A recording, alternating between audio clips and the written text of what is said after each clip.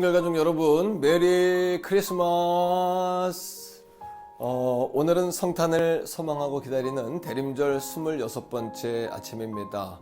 오늘은 누가복음 2장 15절에서 20절의 말씀으로 예수님의 성탄의 소식을 전하는 목자들을 통해서 은혜를 나누고자 합니다. 예수님의 탄생의 소식을 전한 후 천사들이 떠났죠. 그리고 환희와 은혜의 순간이 지난 후에 이제 다시 목자들은 일상으로 돌아왔습니다. 캄캄한 밤이었고 거친 들판에 양들과 함께 해야만 하는 목자의 일상에는 변함이 없는 것이었죠. 그러나 목자들의 마음에는 새로운 희망과 사명이 싹트기 시작했습니다. 온 백성에게 임한 구원의 소식을 담게 되었고, 이제 그들은 이 기쁨의 소식을 전해야 하는 사명을 품게 되었던 거죠. 여기서 우리는 목자들의 4가지의 선택을 통해서 성탄의 축복을 함께 나누고자 합니다. 첫 번째는 서로라는 단어입니다.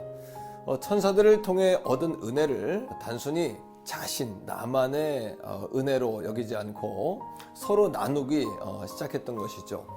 비록 그들의 현실은 캄캄한 밤이었고요, 빈들이었지만 자신들이 들은 비전을 나누고 영적인 교제를 시작했던 겁니다. 바로 이것이 교회의 정의입니다. 예수님을 마음에 담은 사람들의 모임 말이죠. 우리도 마찬가지입니다. 일상 속에서 하나님의 말씀을 중심으로 서로 격려할 수 있다면 그것이 주님이 함께 하시는 일상 속의 교회가 되는 것입니다. 두 번째는 가서입니다. 목자들은 자신들이 받은 은혜를 서로 말하는 것에서 멈추지 않고 대화를 나눈 후에는 행동으로 옮겼다는 것이죠. 믿음의 행함으로 이어지는 이러한 모습이 진정한 신앙의 모습입니다. 오늘 우리에게 필요한 신앙의 자세가 바로 이것이죠. 가서 제자 삼는 것이죠. 가서 사랑을 나누는 것입니다. 가서 복음을 전해야 하고요. 가서 삶으로 증명하셔야 합니다. 세 번째는 전했다라고 말합니다. 목자들은 자신들이 들은 것을 눈으로 보기 원했던 거예요. 그래서 성탄의 현장으로 달려갔고요. 마침내 요셉과 마리아 그리고 구유에 누인 아기 예수님을 보게 되었습니다. 그리고 기적의 현장을 목격한 것에 머물지 않고 구주가 탄생하셨다는 기쁜 소식을 전합니다. 자신들의 사명을 잃지 않는 모습을 보게 되는 것이죠.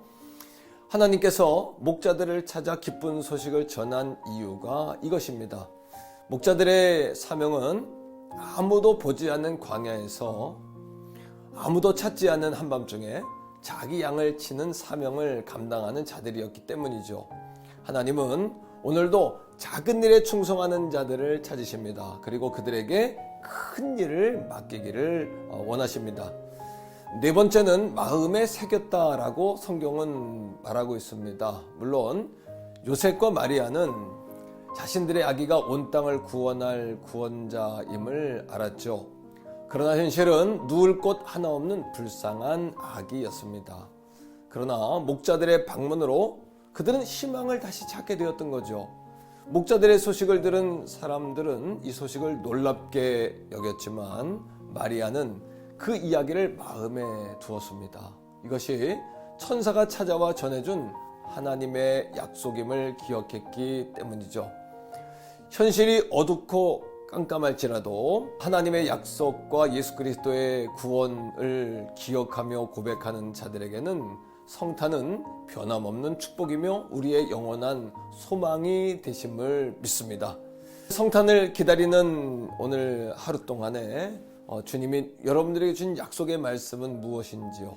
그 약속의 말씀을 붙잡고 앞으로 정진할 수 있는, 성탄의 아기 예수님을 가슴에 품을 수 있는, 그래서 샬롬의 평안을 누리는 저와 우리 성결가족 다 되시기를 주의 이름으로 축복합니다. 다 함께 기도하겠습니다. 주님의 메시지가 되어 복음을 전하는 성탄이 되게 하소서. 다음 세대가 복음으로 거듭나며 성탄의 주인공이신 주님을 만나는 성탄절이 되게 하옵소서. 다 같이 기도하겠습니다.